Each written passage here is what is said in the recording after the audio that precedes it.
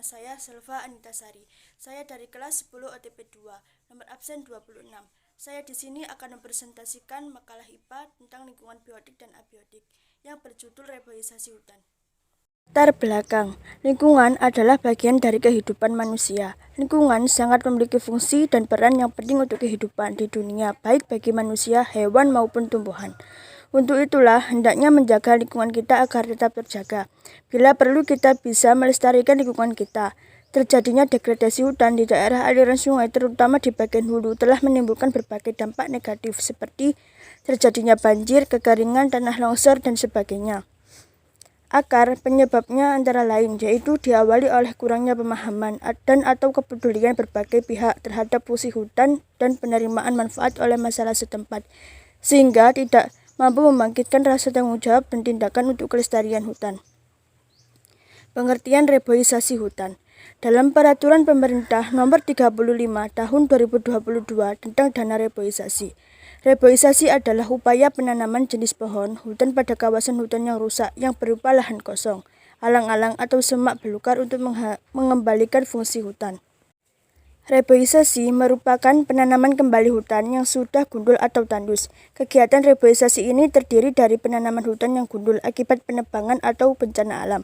Dengan kembalinya fungsi hutan, tentunya dapat menghindari pencemaran udara ke lingkungan, kembalinya ekosistem dan reboisasi. Reboisasi hanya dilakukan di hutan atau lahan kosong dan lahan yang sudah terdeforestasi. Tentunya hutan yang dimaksud adalah hutan yang telah ditentukan dengan regulasi. Misalnya, pengelolaan hutan baru di area bekas penebangan, area tebang pilih, lahan gundul atau lahan kosong. Lainnya di kawasan hutan dimasukkan dalam reboisasi. Istilah lain untuk reboisasi adalah aforestasi. Reboisasi hutan. 1. Manfaat orologis adalah akar pohon dengan tanah merupakan satu kesatuan yang kuat sehingga mampu mencegah erosi. 2. Manfaat hidrologis merupakan tanaman-tanaman yang pada dasarnya akan menyerap air hujan, sehingga suatu daerah yang ditumbuhi banyak tanaman mempunyai persediaan air yang mencukupi. 3. Manfaat klimatologis, yaitu dengan banyaknya pohon akan menurunkan suhu tempat sehingga udara di sekitarnya menjadi sejuk, segar, dan nyaman. 4. Manfaat edapis, ini adalah manfaat dalam kaitan dengan tempat hidup binatang. Di lingkungan yang penuh dengan pohon-pohon secara alami, satwa dapat hidup dengan tenang karena lingkungan demikian memang sangat mendukung. 5. Manfaat ekologis, yaitu lingkungan yang baik adalah yang seimbang antara struktur buatan manusia dan struktur alam. Kelompok pohon atau tanaman, air, dan binatang adalah bagian dari alam yang dapat memberikan keseimbangan lingkungan. Fungsi reboisasi hutan. 1. Sebagai pelestarian sumber daya alam. 2. Untuk mengurangi pencemaran lingkungan.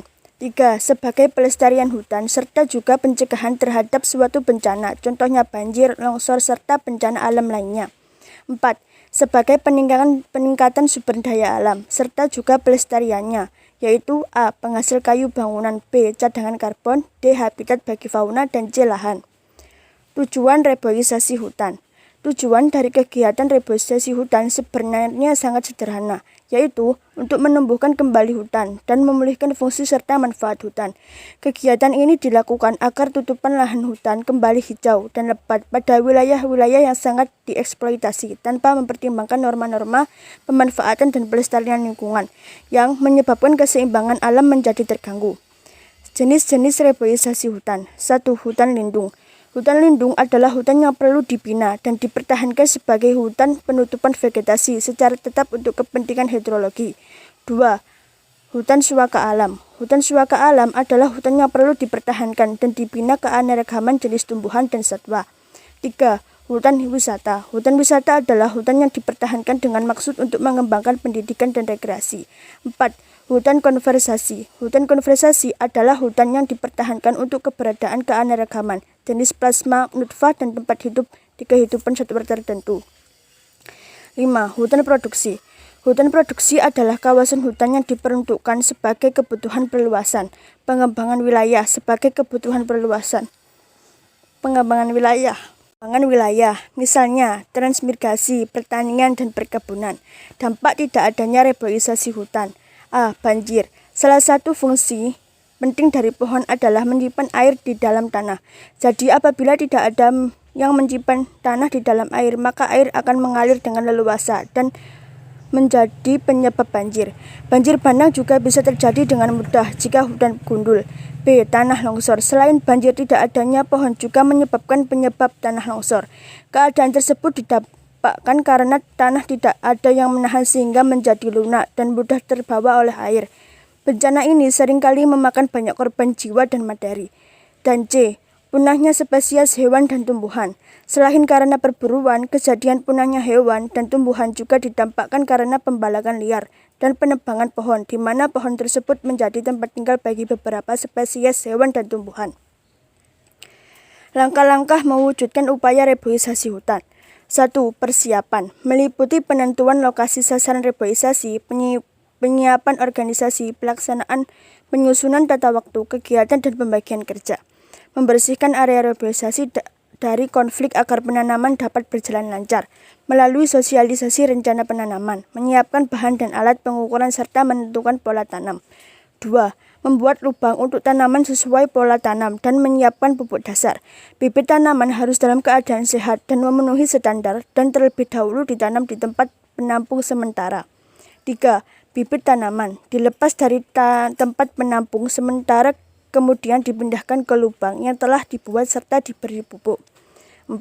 Melaksanakan pemeliharaan tanaman yang intensif untuk membersihkan area tanaman dari bahan yang mudah terbakar. 5. Melakukan dan melaksanakan pengawasan secara periodik untuk mendeteksi bahaya kebakaran secara dini agar dapat diambil tindakan yang tepat. 6. Menghimbau dan meningkatkan partisipasi masyarakat dalam pengamanan hutan antara lain melalui kegiatan penerangan dan penyuluhan. Sekian presentasi dari saya. Wassalamualaikum warahmatullahi wabarakatuh.